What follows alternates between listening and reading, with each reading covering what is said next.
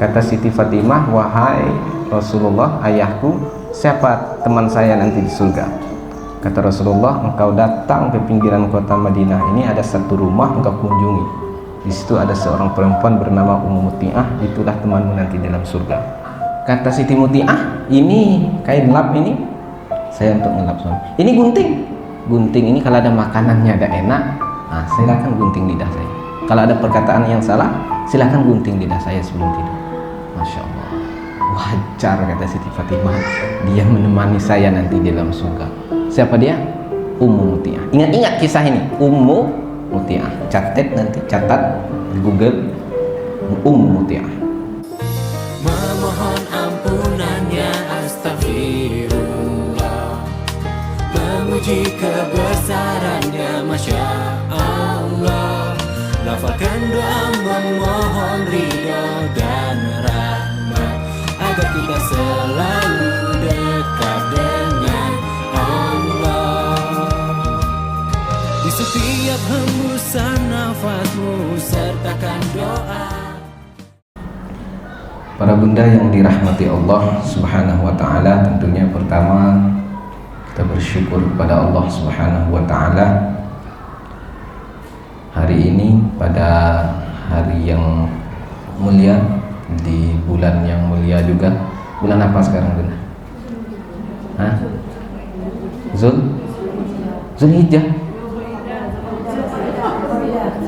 Zulqa'dah atau Zulhijjah? Tanggal berapa? Tanggal 18.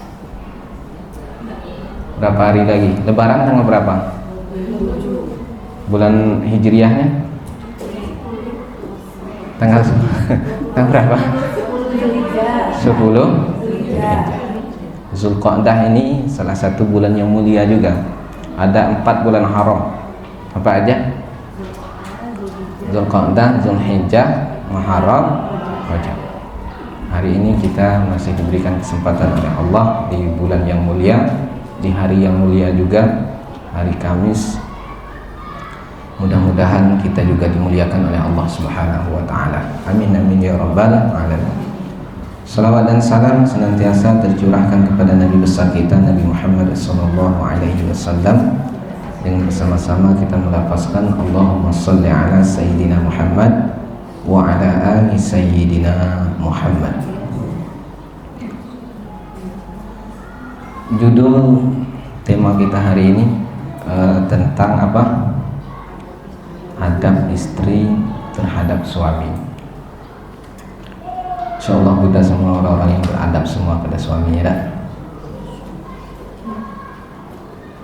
Kalau bicara tentang kewajiban, ada kewajiban istri terhadap suami, ada kewajiban suami terhadap istri, ada kewajiban orang tua terhadap anak. Berbicara tentang kewajiban ini sebetulnya jarang dibicarakan, karena kewajiban itu kan bicara tentang fikih. Di dalam rumah tangga itu fikih penting, tapi ada yang jauh lebih penting, itu adalah tentang akhlak. Kalau bicara tentang kewajiban, kapan kewajiban itu muncul? Pembicaraan tentang kewajiban itu ketika ada seorang istri tidak memenuhi kewajibannya, seorang suami tidak memenuhi kewajiban terhadap istri. Kalau kita berbicara tentang kewajiban aja di dalam rumah tangga, itu menghitung-hitungan biasanya. Lagi suami istri tidak mau masak, karena masak tugas suami atau tugas istri? Bukan tugas istri, nggak mau. Suami juga hitung-hitungan. Kewajiban suami ngasih istri makan itu 2 mud dalam sehari, segini ya, 2 mud. Lagi kalau menghitung-hitungan kewajiban saya cukup 2 mud aja ngasih. Istri nggak mau masak, nggak mau ini karena bukan kewajibannya. Tapi ada yang lebih mulia daripada itu tentang akhlak sebetulnya. Namun hari ini kita tetap bicarakan tentang bagaimana adab seorang istri terhadap suaminya. Insya Allah para bunda ini udah paham sebetulnya, tapi kita tetap aja kita saling mengingatkan dalam kebaikan.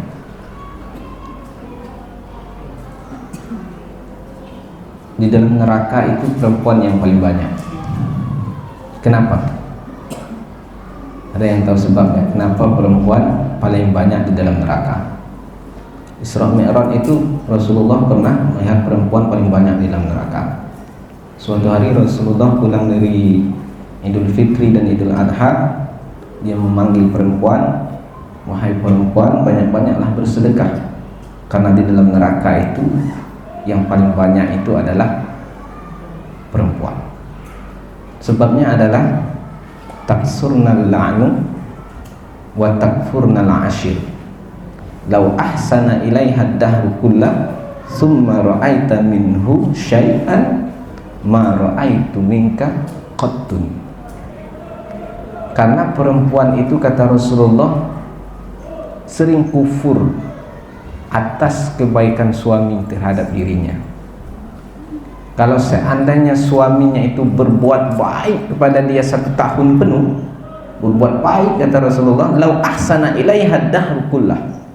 Kalau seandainya suami itu 1 tahun penuh berbuat baik kepada istrinya, lalu suatu saat suami tidak berbuat baik, 1 kali aja dia tidak berbuat baik, apa kata istrinya?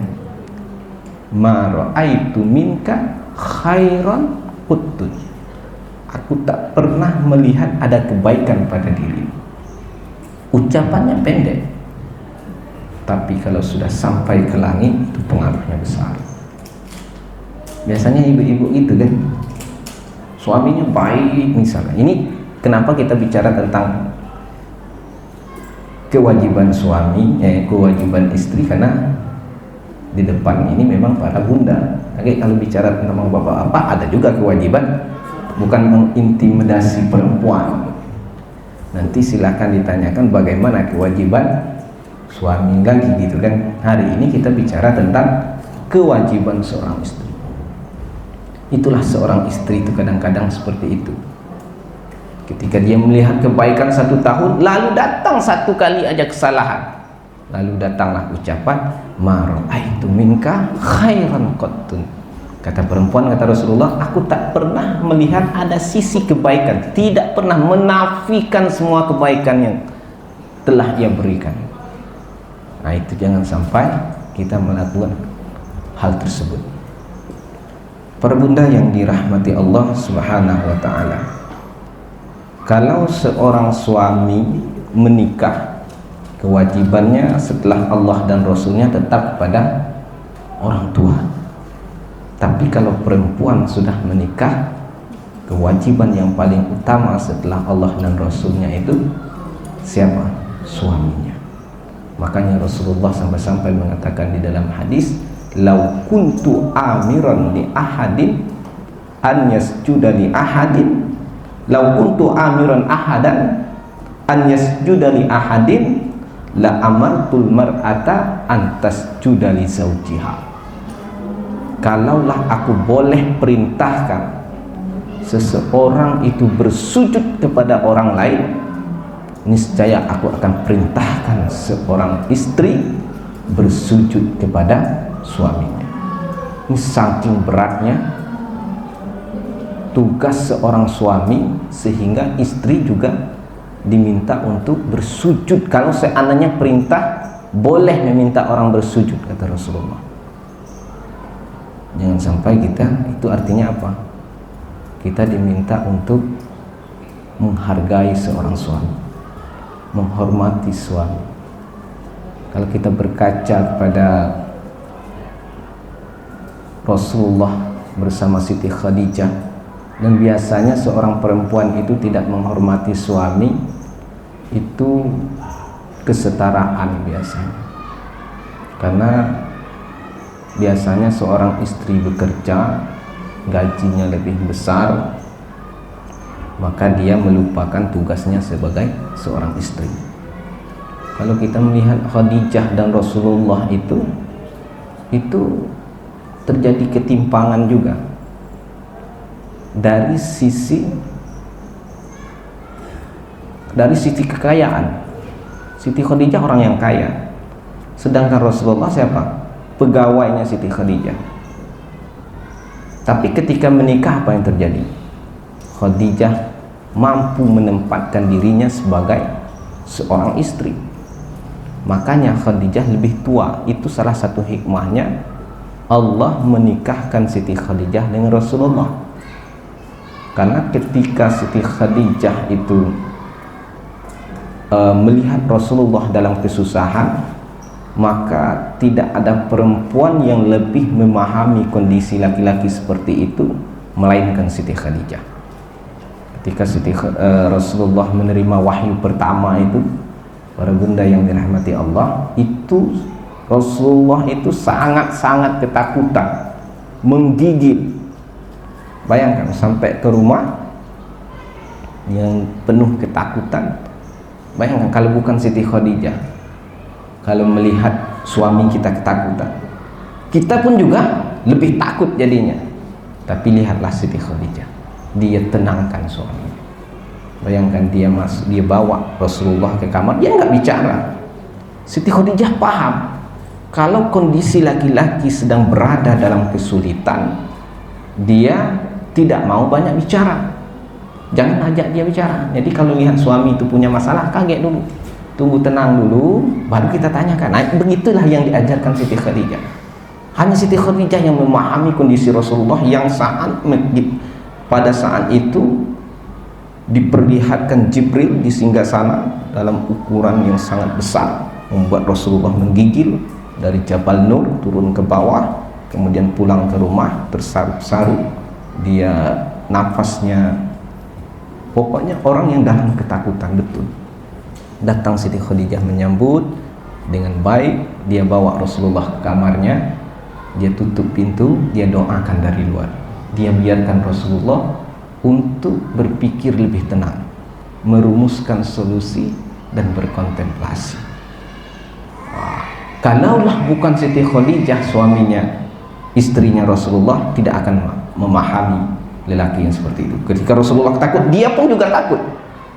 Setelah Rasulullah tenang, baru dia tanya, wahai suamiku, apa yang telah terjadi? Baru Rasulullah menceritakan. Karena suami itu terkadang kalau dia dalam kondisi masalah yang besar, para bunda, biasanya di dunia laki-laki itu aib menceritakan permasalahan kepada istri, karena dia dianggap tidak mampu menyelesaikan permasalahan. Berbeda dengan bunda-bunda, tidak bercerita ya nggak asik lah, ya gitu kan, mesti harus bercerita. Dan memang itu fitrahnya perempuan. Kalau ada masalah pasti harus bercerita. Jadi suami nggak bisa seperti itu, dia nggak mau menceritakan. Abang harus bercerita sama saya. Kan adek saat punya masalah juga bercerita dengan abang. Abang mesti bercerita juga. Enggak, dia nggak mau. Terkadang suami itu ingin tidak memperlihatkan permasalahan, karena bagi laki-laki menceritakan masalahnya itu kepada istri itu aib bagi dia, karena dia dianggap nanti tidak mampu menyelesaikan permasalahannya. Jadi kalau suami ibu tidak bercerita, tunggu aja dulu, biarlah, jangan dipaksa dia cerita terus, balik tidak mau cerita. Kalau nengok suami ibu tuh pulang ngelepas sepatunya tidak pakai tangan, itu ada masalah. Pakai kaki, ini abang ini punya masalah. Kaget lah dulu nanya itu, kaget, marah dia, pecah piring-piring di rumah tuh kaget. Ya, karena ingat suami melepas sepatunya tidak pakai tangan, itu biasanya ada masalah, langsung tidur megang kepala kayak gitu. Kaget dulu, biarkan dulu, ada tenang, nanti barulah bercerita. Itu adab juga ya, adab seorang suami ya, istri yang baik. Nah itu yang dipahami oleh Siti Khadijah pada saat itu. Ini suami saya ini sudah punya masalah yang besar. Kalau saya tanya-tanya terus, ini tidak menyelesaikan permasalahan. Setelah selesai semuanya, Rasulullah sudah tenang, baru dia tanya, wahai suamiku, ada apa? Barulah Rasulullah menceritakan tadi Jibril datang ya kepada saya dalam bentuk rupa yang memang benar-benar menakutkan. Apa kata Siti Khadijah? Karena dia punya pengalaman. Wahai suamiku, sepertinya engkau perlu bertemu seseorang. Siapa nama seseorang itu? Waraqah bin Naufal, seorang pendeta yang memahami Taurat dan Injil. Dibawa Rasulullah ke situ. Apa kata Waraqah bin Naufal? Wahai Khadijah, ini suamimu ini, dia orang yang nanti akan didustakan. Dia menerima amanah yang besar, amanah yang berat. Ini juga yang pernah datang kepada Musa dahulu. Tidak ada orang yang diberikan wahyu seperti ini, melainkan dia akan didustakan, dia akan dikhianati, dia akan difitnah nantinya. Pada saat itu Rasulullah bertanya, wahai istriku, apakah benar aku akan didustakan? Apakah benar saya akan difitnah?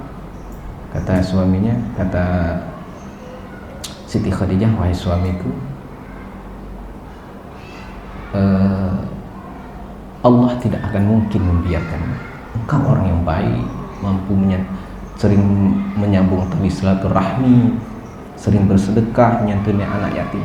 Diberi kekuatan kepada Rasulullah. Seakan-akan Siti Khadijah itu menjadi sandaran, karena Rasulullah ibu sekaligus istri.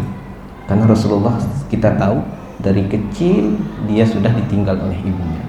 Makanya Allah pilih Siti Khadijah, orang yang benar-benar mampu memahami keadaan Rasulullah Sallallahu Alaihi Wasallam. Makanya kata Rasulullah, begitu cintanya kepada Siti Khadijah itu, Siti Khadijah itu tidak bisa digantikan dengan yang lain. Karena apa? Di saat orang tidak beriman kepadaku, dia beriman. Di saat orang tidak mau memberikan hartanya kepadaku, dia memberikan hartanya kepadaku. Sehingga 2/3 kekayaan kota Makkah itu milik Siti Khadijah. Habis harta harta Siti Khadijah ketika menikah dengan Rasulullah Sallallahu Alaihi Wasallam. Makanya ketika Rasulullah pulang dari berdakwah, Rasulullah tidur di atas pangkuan Siti Khadijah. Maka yang keluar dari Siti Khadijah itu darah. Siti Khadijah menyusui Fatimah, keluarlah darah, menunjukkan bahwa tidak ada makanan apa-apa. Rasulullah ambil itu Siti Fatimah, dia dudukkan, dia tidurkan ke tempat yang lain. Rasulullah bergantian tidur di atas pangkuan Siti Khadijah.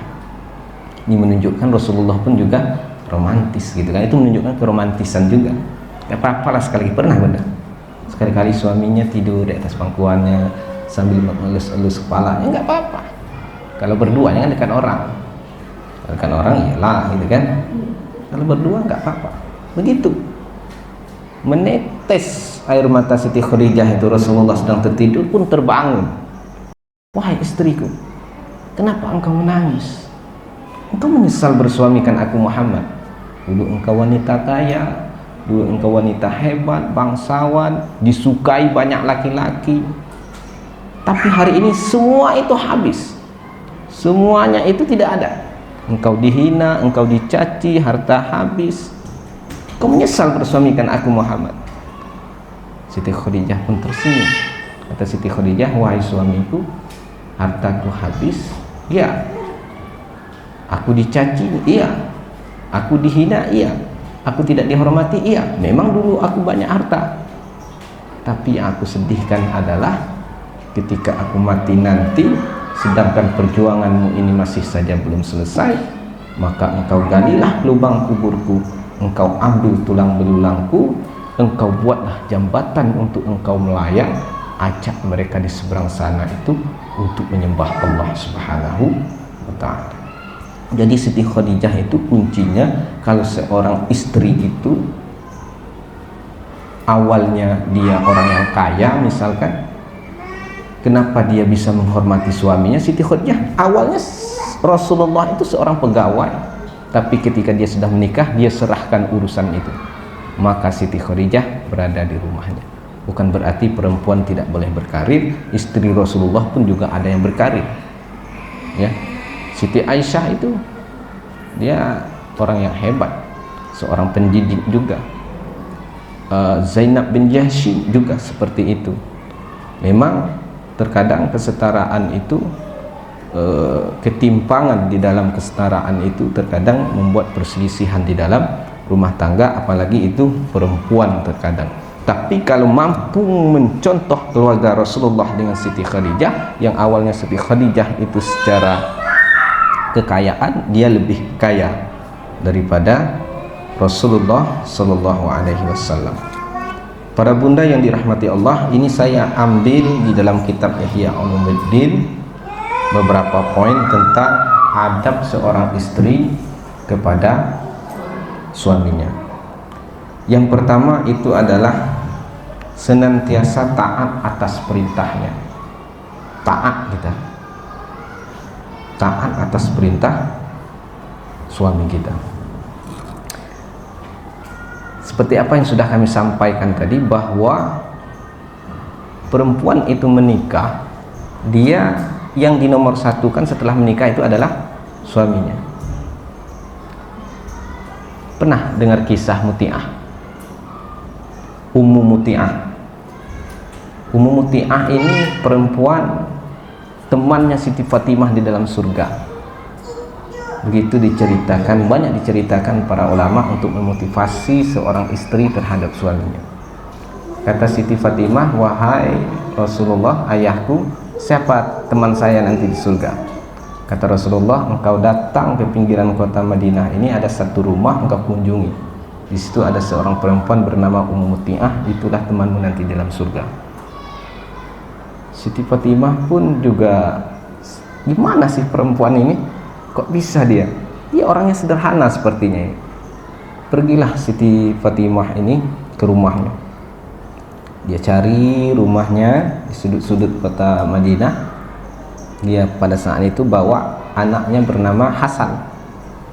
Dia ketuk pintu rumah perempuan. Assalamualaikum. Waalaikumsalam. Ini siapa? Saya Fatimah binti Rasulullah Sallallahu Alaihi Wasallam. Kata Muti'ah, wah senang lah, ya kan? Datang putri seorang nabi. Siapa yang tidak senang? Bayangkan ke rumah ibu kayak datang anak Pak Jokowi gitu kan, pasti senang. Walaupun kadang-kadang kita tidak sepakat gitu kan. Datang Gibran ke rumahnya, gitu kan, cucunya ada keluarganya aja yang datang ke rumah, senang kita. Keluarganya Haris misalkan, gubernur Jambi datang ke rumah, pasti senang. Tapi Ummu Muti'ah mendengar itu senang juga dia. Tapi siapa temannya? Hasan, anak saya.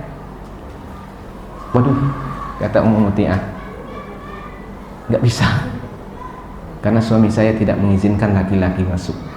Tapi kan masih kecil katanya. Walaupun kecil, belum diizinkan oleh suami saya. Mohon maaf putri Rasulullah SAW, besok saja kamu datang ke rumah saya. Pergilah dia pulang ke rumah, besoknya datang. Udah, berarti Hasan sudah boleh masuk. Fatimah besoknya bawa dua lagi, Hasan dan Husain. Assalamualaikum. Waalaikumsalam. Saya Fatimah binti Rasulullah SAW. Oh ya, buka pintu. Nih, kenapa satu orang lagi? Ada Husain. Ya, ini anak saya, adiknya Hasan. Mohon maaf Rasulullah, kalau Hasan sudah diizini tapi Husain belum, gimana mau masuk? Iya kan? Iya nih kan? Tidak percaya bunda? Percaya tak? Kakek baca kisah Ummu Muti'ah. Ya, kalau saya berbohong. Ini sering juga diceritakan.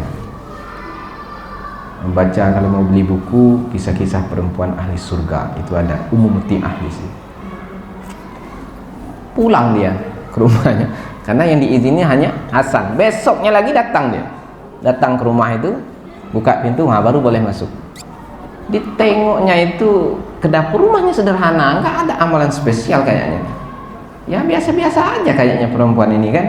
Dia tengok di rumahnya itu ada 3 peralatan yang amat sangat memperhatikan, membuat Siti Fatimah itu perhatian betul lihat alat itu. 1 gunting katanya, 2 kain lap, 3 rotan. Bayangkan di dapurnya. Ditanya sama Fatimah, itu rotan itu untuk apa ini? Oh, ini wahai putri Rasulullah, saya itu setiap suami saya pulang kerja, saya berikan rotan ini padanya. Nanti kalau dia merasa saya punya masalah dengan dia, ada perkataan saya yang salah, ada perbuatan dia yang salah di hari itu, saya persilahkan dia, saya ridho ketika dia memukul saya menggunakan rotan. Wah, kaget bunda tuh kasih kayak gitu. Tengok juga suaminya tuh kaget, suami itu lain, orang ini pukulnya nian gitu kan, tapi suaminya baik, nggak mau dia, ya kan. Allah pilih suami yang baik. Kalau kasih suaminya agak-agak dikit kan, itu dipukulnya nian, suami itu mati, istrinya dibuatnya. Ini apa namanya, kain lap ini untuk apa? Ini kalau suami saya pulang kerja, dia berkeringat, saya buka bajunya, saya lap. Dia lap, pernah kayak gitu. Suami pulang kantor, buka bajunya. Kalau nggak bisa seperti itu, setidaknya hormat lah bunda ya, hormat lah setidaknya. Ini pulang suami dari kerja, ya Allah, marah lagi gitu kan, yang nggak mau berhias, mulutnya gitu kan. Apa tak pusing seorang suami dibuatnya, masalah udah besar, ya kan. Nah, maka salah satu adab nanti perempuan tuh perlunya namanya berhias, itu penting itu.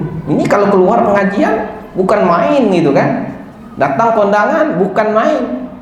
Ketika suaminya datang ke rumah menghadap suaminya, Allah, gitu kan.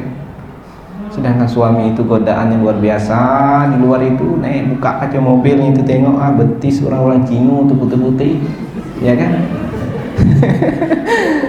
Beda laki-laki dengan apanya bunda-bundanya ini. Kalau bunda nengok betis cowok enggak ada nafsu biasanya.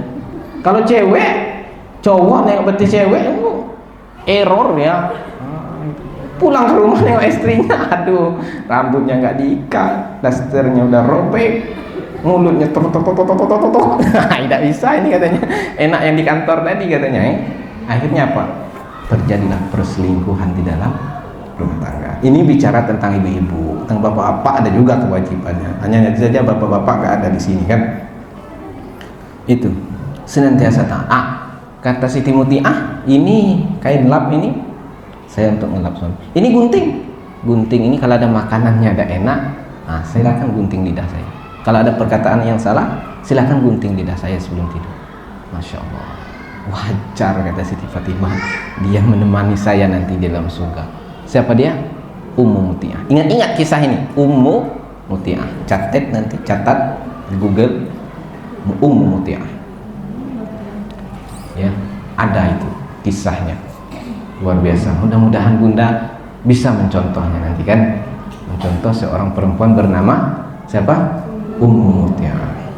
Salah satu la turfa'u salatuhum fawqa ru'usihim shibron. Ya, 3 orang yang tidak diangkat amal ibadah salatnya meskipun hanya sejengkal di atas kepalanya. Salah satu di antaranya 3 itu adalah wamra'atun batat wa zawjuha 'alaiha sakhitu. Perempuan tidur tapi suaminya dalam keadaan marah padanya. Ibu bunda sholat duha, kemudian apa? Sholat sebelum subuh itu sholat tahajud. Sudah sholat tahajud, sholat subuh, sholat duduk berzikir mengaji, sholat syuruk. Setelah syuruk duha lagi. Setelah duha masuk zuhur sholat. Setelah zuhur sholat qobliyah ba'diyah dilaksanakan. Asar seperti itu. Setiap sholat dilaksanakan, tilawahnya banyak, maghrib, isya, tahajud. Pas mau tidur suaminya marah. Amalan bunda yang dilakukan tiang tadi itu tidak diangkat meskipun hanya sejengkal. Kalau suaminya dia tidurnya suaminya tidak ridho. Kenapa tidak ridho? Banyak hal biasanya. Tidak mau melayani suami dengan baik. Makanya kata Rasulullah, perempuan itu walaupun ini sudah berdandan ini, nah ini bahasanya itu udah berdandan, udah mau berangkat, bedaknya udah tebal, ini lipstiknya udah tebal semua, mau berangkat naik ke atas pelana kuda, maaf cakap bunda, datang suaminya meminta pada bunda untuk melayani. Apa yang dilakukan? Berhenti, turun dari pelana kuda itu. Kalau kita sekarang turun dari kendaraan itu, layani suami itu. Itu niat. Kalau kita tidak mau kan, kalau kita tidak tahu ilmu ini, tidak mau kita nggak tahu kan keinginan seorang suami itu. Ya kan, udah mau berangkat ini, ya kan bun, mau tidak bun? berat katanya kan. Andai kata itu terjadi, apa? Wajib bagi seorang istri melayani suami, walaupun udah berdandan, udah rapi betul, udah wangi, panggil sama suami, ayo layani saya. Wajib melayani suami. Kalau suaminya dia itu orang baik. Kan berhubungan antara suami istri itu bukanlah perbuatan dosa, melainkan itu adalah sebuah ibadah. Iza sallatil mar'ah khamsaha wa shamat syahraha wa hafizat farjaha wa ata'at zawjaha qila laha udkhulil jannah min ayyi abwaba syi'ti. Apabila seorang perempuan itu menjaga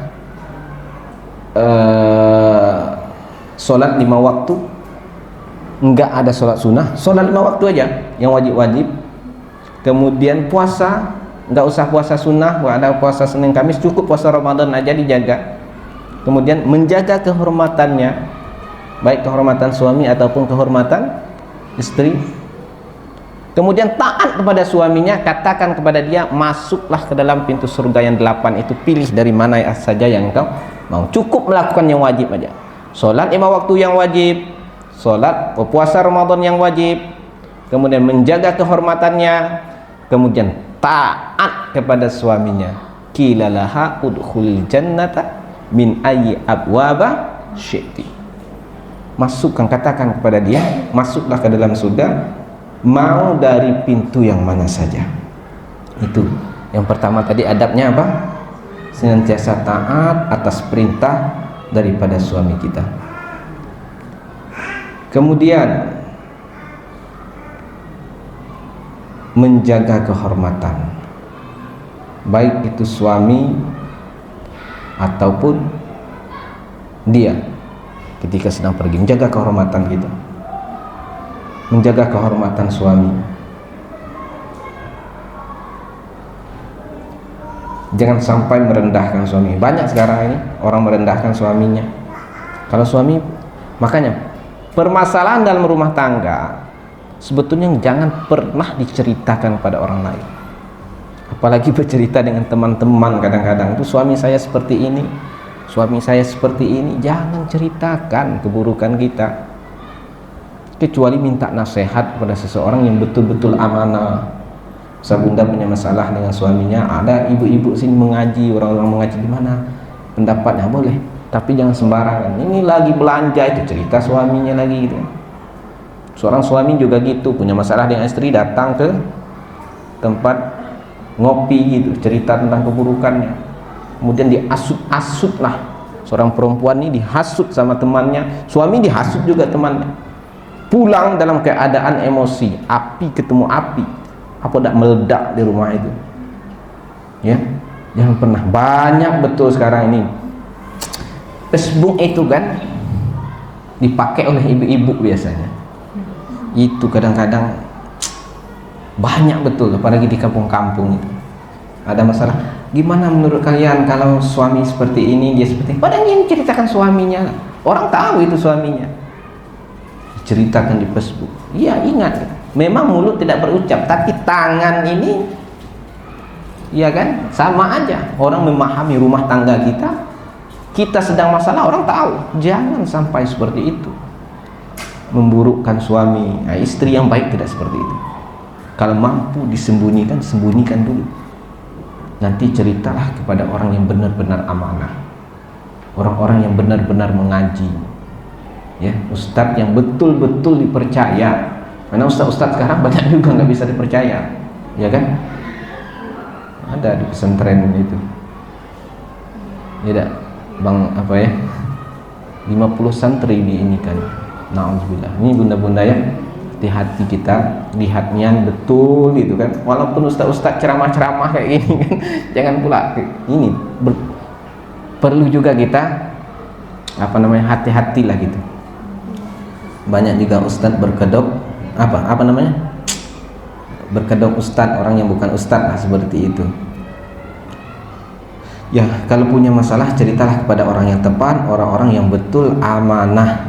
Jangan menceritakan perkara rumah tangga kita, ya kan, kepada orang lain, karena orang lain tidak semua senang dengan kita, maka dia haslah kita, dia ingin betul kita itu terpecah belah di dalam rumah tangga kita. Itu yang kedua, adab seorang istri itu menjaga kehormatan, baik kehormatan dia sendiri ataupun kehormatan suaminya mesti harus dijaga. Pulang nanti kalau ada masalah jangan ceritakan.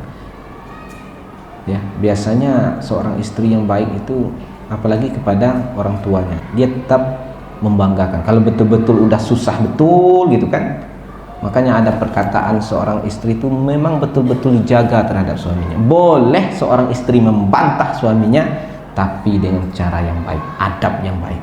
Walaupun suaminya itu jahil betul, tetap dibantah dengan cara yang baik.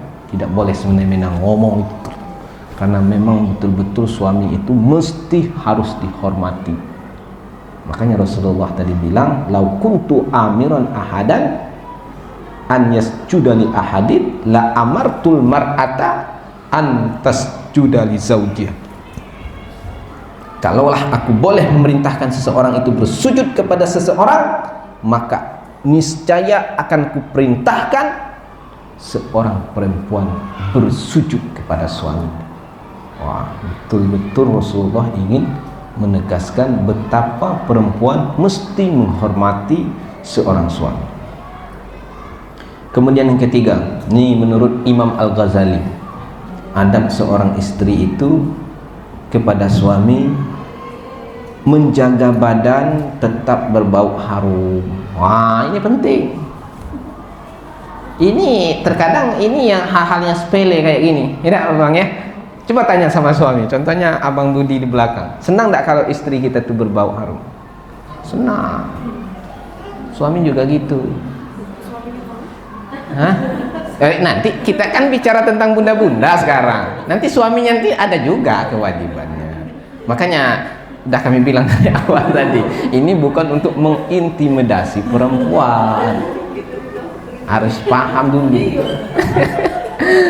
Suami juga, tapi perempuan. Makanya Rasulullah itu pernah ketika mau melamar seseorang, dia utus Ummu Salamah perempuan untuk mencium, maaf cakap bau ininya, bau mulutnya, karena ini penting. Kadang perempuan itu kalau sudah menikah itu la ilaha illallah, ya Muhammadur Rasulullah. Awal-awalnya bukan main pakai parfum gitu kan. Kalau udah nikah itu udah. Nah, itu. Kadang saya tidak bilang. Iya, kadang-kadang gitu kan. Iya, kadang-kadang seperti itu. Ini penting, kadang kita sepele hal-hal yang seperti ini. Kadang makanya saya bilang di awal tadi kan, kisah apa tuh? Apa namanya, ada orang tadi kan, laki-laki itu kan kalau dia banyak yang dilihat di luar tuh, kan? Suami bunda yang kerja di luar tuh macam-macam yang dilihat. Ini ya, cewek-cewek cantik apa segala macam. Makanya bunda harus jaga penampilan betul di rumah itu kan, harus bersih, harus rapi, berusaha. Setidaknya suami itu lihat usaha kita, walaupun seandainya kita nggak cantik-cantik amat, dia udah melihat ini usaha istri saya, misalkan gitu kan, dia melihat istri kita, wah dia udah berusaha menyenangkan hati saya. Seperti itu. Ustaz kayak mana? Saya bilang juga ke istri saya gitu. Ya nian, saya bilang bersih-bersih lah kalau pulang kerja biar enak gitu kan. Dan Ustaz istrinya ndak ini gitu kan. Ndak, saya bilang nih, saya sering betul menyampaikan ini, serius. Makanya pernah tuh istri saya duduk di belakang, saya nyampaikan ini. Saya awalnya tidak saya sampaikan, pas saya ceramah saya sampaikan ini. Balik dia bilang gitu kan, insyaallah lah kata dia kan, insyaallah ke depannya saya lebih ini lagi katanya. Iya, ini betul, ini sepele betul ini kadang. Ini makanya para ulama itu betul-betul mengajarkan kita. Itu penampilan, jangan penampilan di depan orang aja yang rame, yang betul-betul diinikan di depan suami, sehingga seorang suami itu tidak maaf cakap, nggak punya nafsu sama kita jadinya. Udah ini sama kita nggak mau menjaga penampilan, dia macam-macam yang dilihat di luar, punya masalah, ngomel-ngomel sampai di rumah, pakaian nggak dibaikin gitu kan, rambut kocar-kacir. adalah gak bisa saya di rumah ini katanya, udah Dek ya, nak keluar bentar. Keluar bentar itu jangan mudah-mudahan na'udzubillah, insya Allah suami kita dalam keadaan baik-baik saja bunda ya. Nanti anak-anak kita ke depannya perlu kalau ada anak perempuan tuh dididik gitu kan. Ibu-ibu ini pandai betul mendidik, karena ibu-ibu ini adalah orang-orang yang hebat. Karena tanpa ibu-ibu yang hebat, jangan berharap, kata ulama, anak-anak itu menjadi orang baik. Kalau ibu tidak punya pendidikan, makanya ini pendidikan terhadap anak-anak. Kalau bersuami nanti nak seperti ini, jaga penampilan agar suami tetap bertahan. Ini adalah pendidikan terhadap anak-anak kita nanti. Kaifa tazunnu bil abna'i khairan idzan nasya'u bi hidnil jahilan. Ini sering betul saya sampaikan, bagaimana mungkin kita bisa mengharap anak-anak kita menjadi lebih baik sedangkan dia diasuh oleh seorang perempuan yang tidak punya pendidikan. Mesti harus cerdas, karena perempuan itulah yang didengar oleh anak-anaknya. Anak-anak itu dengar betul omongan ibu-ibunya itu. Anak saya itu takut dia kepada ibunya daripada bapaknya kadang. Walaupun ibunya marah itu kadang memang di depan anak kita itu tidak senang, tapi ketika dia bersama ayahnya dia puji ibunya seperti itu. Ibu itu walaupun marah dia mampu mendidik saya dengan baik. Dia tahu yang didengarnya itu omongan ibunya. Anak-anak kita seperti itu. Wah, nggak apa-apa sering marah sama anak, memang betul-betul kita ingin mendidiknya. Kemudian yang keempat, kata Imam Al-Ghazali, perempuan itu mesti harus qanaah. Qanaah itu apa? Merasa cukup. Merasa cukup. Apapun, berapapun yang diberikan oleh suaminya. Jangan kita seperti orang yang tidak mau bersyukur, membanding-bandingkan pendapatan suami dengan pendapatan orang lain. Apalagi kita bertetangga, ya kan? Kadang ibu-ibu kadang-kadang seperti itu. Saya tidak bilang ya kan ibu tersinggung. Saya tidak bilang ibu-ibu di sini, ya kan? Ya kadang-kadang seperti itu. Ini orang sebelah itu udah beli ini, masa kita tidak beli ini, katanya kan? Kita lihat dulu pendapatan suami kita, ya kan? Apalagi sekarang ini kan, bentarlah datang paket ke rumah, datang lagi paket ke rumah. Pendapatan suami kecil kadang. Kalau suaminya amanah, walaupun pendapatnya kecil, karena kebahagiaan itu tidak dilihat dari harta. Kebahagiaan itu dilihat dari bagaimana kita mengolah keluarga kita. Yang sedikit, kalau itu diberkahi oleh Allah, Allah datangkan ketenangan ke dalam kita. Pasti itu. Banyak orang kaya tapi nggak tenang. Tapi para bunda ini biasanya seperti itu, tidak bersyukur. Suami dibanding-bandingkan, ini tengok itu suami itu mampu dia beli ini, masa abang tidak mampu beli ini? Kok sama-sama cowok, yang itu kan? Tidak juga ya, tidak juga kayak gitu kan? Sama-sama ini, masa nggak mampu beli ini? Itu udah beli TV besar, nah saya mau TV besar juga misalkan. Pening pala suaminya. Hingga pada akhirnya apa yang terjadi di luar? Suami menghalalkan segala cara. Pejabat korupsi, kadang-kadang hasutan suami, iya nian, hasutan istrinya pengaruhnya luar biasa itu. Dia bisiknya kecil-kecil aja, tapi pengaruhnya sampai keluar ke suaminya berpikir. Apalagi kalau suaminya itu takut dengan istrinya, bisa-bisa di luar dia bermaksiat. Artinya apa? Membawa makanan yang tidak halal kepada anak dan istrinya. Kalau makanan itu tidak halal, maka disitulah anak-anaknya tidak akan menjadi anak yang soleh. Anak punya tangannya bermaksiat, anak punya mulut ngomongnya tidak baik, anak punya kaki melangkah ke tempat yang tidak baik. Apa? Karena tidak menjaga makanan yang halal. Itu untuk bapak-bapak perlu bunda sampaikan. Jangan sampai bawa ke rumah makanan yang haram, karena itu berpengaruh kepada anak-anaknya. Kalau memang itu haram, tinggalkan, jangan bawa ke rumah. Pernah dengar kisah Abdullah ibnu Mubarak? Mubarak ini seorang ini budak awalnya, kemudian dia bekerja dengan seorang qadi. Qadi itu semacam raja. Dia bekerja di situ, kemudian menjaga pohon anggur. Sudah dia jaga, udah setahun dia jaga, datang raja bersama keluarganya. Datang bersama keluarganya, mau makan nyicip buah anggur yang dijaga oleh Mubarak ini. Mubarak, tolong ambilkan anggur itu untuk kami. Saya bersama keluarga mau makan anggur itu. Pergilah Mubarak ambil anggur itu. Dia berikan kepada sang raja, sang qadi bersama keluarga. Lalu sang qadi marah-marah. Hei Mubarak, kenapa engkau kasih kepada kami anggur yang muda, anggur yang masam? Tidakkah engkau mampu membedakan mana buah yang masak, mana yang buah yang belum masak? Kata Mubarak, enggak mampu saya membedakan. Kok enggak mampu? Enggak pernah engkau cicip? Enggak pernah. Kenapa? Karena saya di sini diamanahkan untuk menjaga, bukan untuk mencicipi.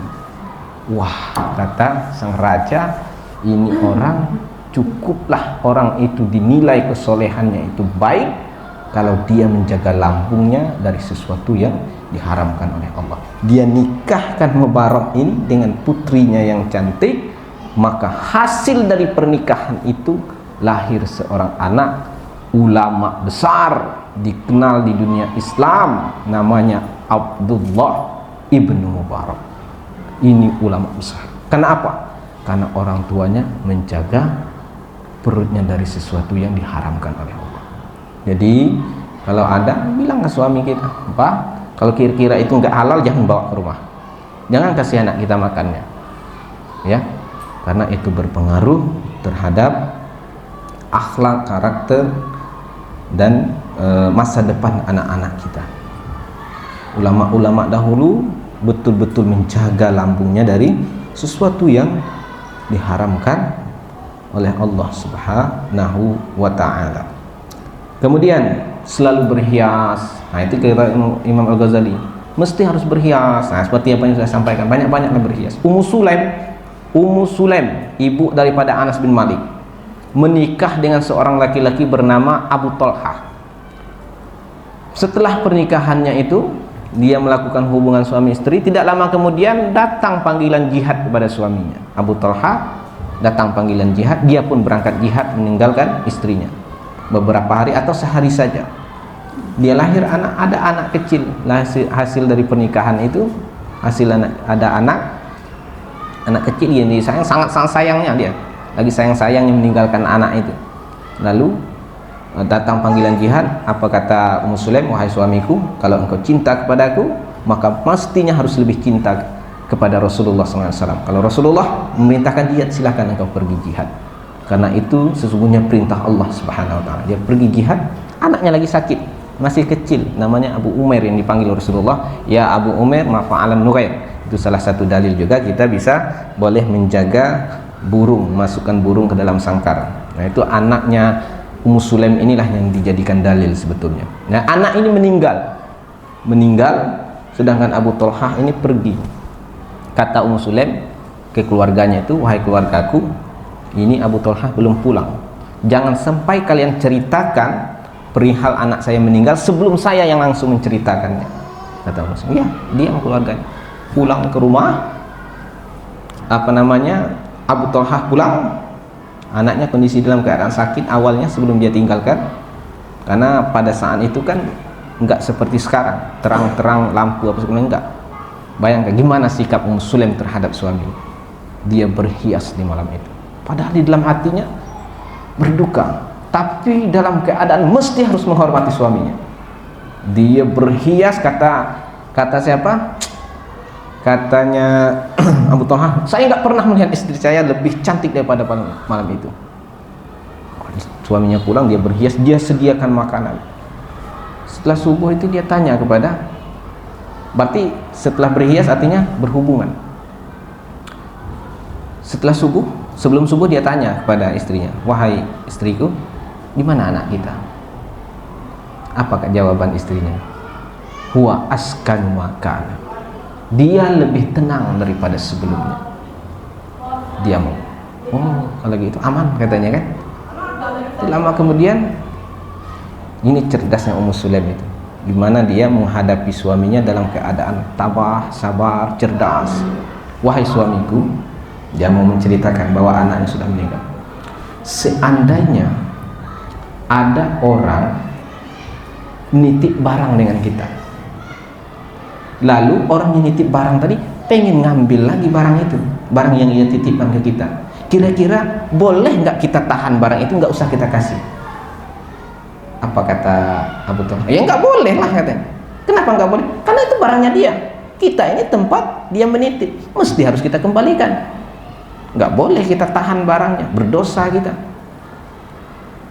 Wahai suamiku, bersabarlah, tabahlah, anak kita sudah diambil oleh sang pemilik aslinya, yaitu Allah Subhanahu wa ta'ala. Apa kata? Ya Allah, yang dia kagum, yang dia membuat dia shock itu bukan anaknya meninggal sebetulnya, tapi bagaimana seorang perempuan ini anaknya meninggal, dia malamnya berhias betul jauh lebih cantik daripada sebelumnya, kemudian memberikan saya makanan yang jauh lebih enak daripada sebelumnya. Bukan sekedar anaknya meninggal yang dia buat ini. Dia mengadu kepada Rasulullah, ini istri saya tidak mau menceritakan, bahkan di malam harinya dia seakan-akan tidak punya masalah. Apa kata Rasulullah? Apakah kalian berhubungan? Tadi malam, iya kami berhubungan. Barakallahu fi lailatikuma, Allah memberkahi malam kalian berdua. Benar yang dilakukan oleh Ummu Sulaim. Bayangkan, setelah hasil dari berhubungan dia malam itu, lahir 10 anak, semuanya hafal Al-Quran dan semuanya berjihad di jalan Allah Subhanahu wa ta'ala. Itu pelajarannya sebetulnya banyak pelajaran, tapi saya mau nitik beratkan bahwa betapa dia menghormati suaminya. Dalam keadaan berduka, siapa seorang ibu yang tidak sedih ditinggalkan oleh anak? Apalagi Ummu Sulaim, seorang perempuan yang soleha, seorang yang perempuan yang pada masa itu paling cantik. Ummu Sulaim itu, baca lagi kisahnya. Nanti Bunda buka, ada GPT atau ini, buka tulis kisah Ummu Sulaim. Boleh dibaca, Bu. Kepada kita ini nonton ini kan, baca kisah Ummu Sulaim. Betul lah seperti itu. Ada hadisnya. Di dalam kitab Riyadhus Shalihin diceritakan Ummu Sulaim, Abu Talha. Itu sebetulnya panjang ceritanya. Yang saya ringkaskan, itu betapa dia menghormati suami. Sanggup tak kita seperti itu? Mudah-mudahan kita sanggup seperti itu. Sebetulnya dari kisah itu banyak tentang ketabahan, tentang kesabaran, tapi saya menitik beratkan bagaimana cara kita seorang istri berbakti kepada suami, salah satunya dengan berhias. Dia berhias di malam itu. Kemudian memuliakan kerabat suami. Itu adab. Jangan sampai keluarga suami kita datang, kita jelek-jelekin suami kita. Itu tidak senang itu. Sering terjadi. Itu yang dilakukan oleh Ibrahim alaihissalam terhadap Ismail. Ismail menikah, datang Ibrahim menjenguk. Dia nggak tahu istri Ismail itu yang datang itu adalah bapaknya. Kalau udah lama nggak ketemu, bapaknya Ibrahim. Apa kata istri Ibrahim? Karena kata istri Ismail, karena Ismail pada saat itu nggak ada di rumah, lagi berburu apa segala macam. Datang Ibrahim, bapaknya, orang tua. Dia jenguk rumahnya Ismail, dia tanya, gimana Ismail? Dia tanya kepada istrinya, wah Ismail itu nggak ada pendapatan, kerjanya hanya ini, kerjanya hanya itu, nggak ada uang, nggak ada apa. Dia jelek-jelekkan suaminya. Lalu ketika Ismail pulang, bapaknya udah balik, Ibrahim, Nabi Ibrahim, apa kata istri? Tadi ada orang tua datang. Saya nggak tahu siapa itu orang tuanya. Besoknya Ibrahim datang lagi ke Ismail. Wah Ismail, gantikan gang pintu, apa namanya bahasanya itu, gantikan gang pintu depan. Bahasanya seperti itu gitu kan. Kenapa? Gantikan. Kemudian besoknya jadi gantikan. Itu artinya apa? Apa yang kau ceritakan ke orang tua tadi? Itu saya ceritakan tentang keadaan kita. Itu dia saya menyuruh saya menceraikan. Makanya itu tidak boleh kita ceritakan. Apalagi datang orang mertua bunda datang ke rumah. Oh, menjelek-jelekkan suaminya, nggak ada pendapatan. Apalagi adik, kan nggak enak keluarganya datang itu kan. Keluarganya datangnya nggak enak. Menceritakan keburukan suaminya, itu menceritakan. Jangan sampai kita ceritakan. Perempuan yang soleh pasti dia akan tutupi. Ini suami saya alhamdulillah baik.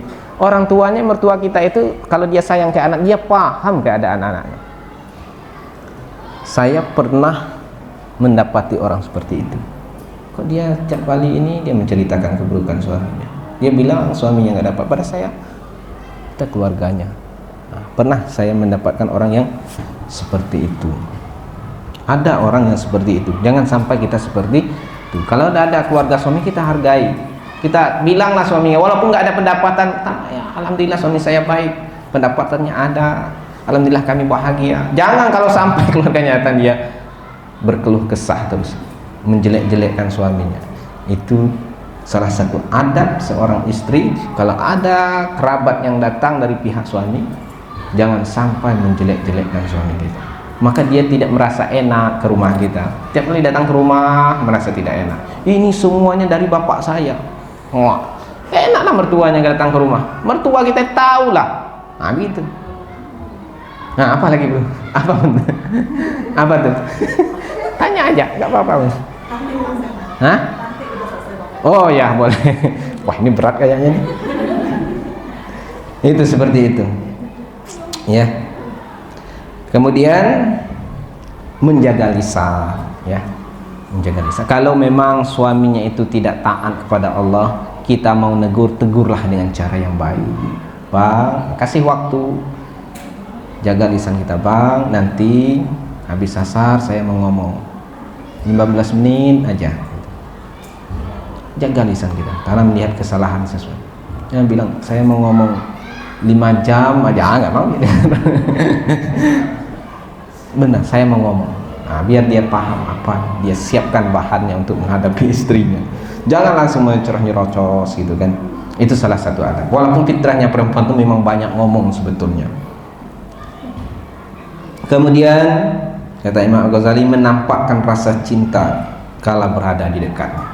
Tampakkan rasa cinta kita, ya kan, bahwa kita memang betul-betul mencintainya.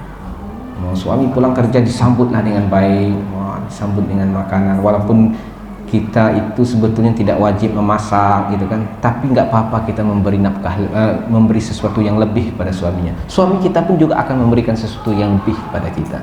Jangan menuntutkan kewajiban. Ini bukan wajib saya, ini bukan wajib saya. Akhirnya apa yang terjadi? Suami nggak mau ngasih makan yang banyak, dikasihnya 2 mut, cuma 2 mut itu segini, 2 kali ini. Kewajiban suami kasih makan istri, ambil kau, itu wajib untuk kau katanya. Kalau tidak mau masak gitu kan. Nah, jadi memang nggak wajib bunda masak, tapi nggak apa-apa kita memberikan sesuatu yang lebih. Jangan menuntut kewajiban aja. Akhirnya apa? Menghitung-hitungan dalam rumah tangga. Ini bukan wajib saya, ini bukan wajib saya. Hatta menyusu pun, itu sebetulnya bukanlah kewajiban seorang istri. Menampakkan rasa cinta kala berada di dekatnya. Kemudian yang terakhir, menampakkan rasa gembira. Samalah tadi. Nampak dia tuh, woi bahagia, kita cemberut. Balik pula dia. Boleh seperti itu. Tampakkan rasa cinta kita, gitu kan? Pokoknya seakan-akan dialah orang yang paling kita cintai. Gembira kita. Seorang istri, seorang suami, saya nggak akan pernah lari ke lain hati kalau seperti ini istri saya memperlakukan saya. Wah, seperti itu niat seorang suami itu biasa. Para bunda yang dirahmati Allah Subhanahu wa taala, udah lewat ya 10.17 sekarang. Mungkin hanya itu yang dapat kami sampaikan, lebih dan kurangnya mohon maaf. Wabillahi taufiq wal hidayah. Wassalamualaikum warahmatullahi wabarakatuh.